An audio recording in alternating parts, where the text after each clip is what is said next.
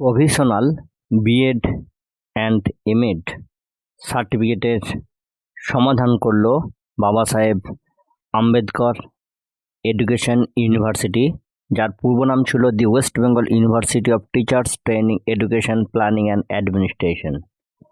Friends, আপনারা জানেন যে 11-12 অ্যাসিস্ট্যান্ট টিচার নিয়োগের জন্য পিভিআরের সময় প্রভিশনাল বিএড সার্টিফিকেট নিয়ে একটা সমস্যা তৈরি হয়েছিল এবং সেক্ষেত্রে কিন্তু ফাইনাল সার্টিফিকেটের চাওয়া হয়েছিল।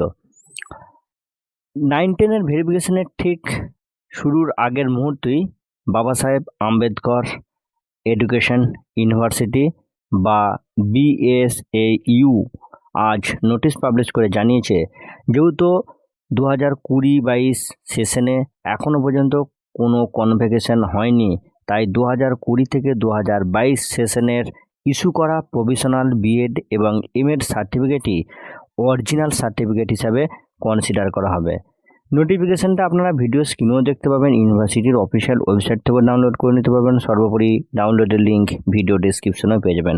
আশা করি BSAU 2020-22 সেশনের প্রভিশনাল সার্টিফিকেট সংক্রান্ত বিষয়টি নিয়ে আর কোনো প্রবলেম ক্রিয়েট হবে না। তো ফ্রেন্ডস, এই ছোট্ট ইনফরমেশনটুকু আপনাদের সঙ্গে আমি খুব সংক্ষেপে শেয়ার করলাম। ধন্যবাদ।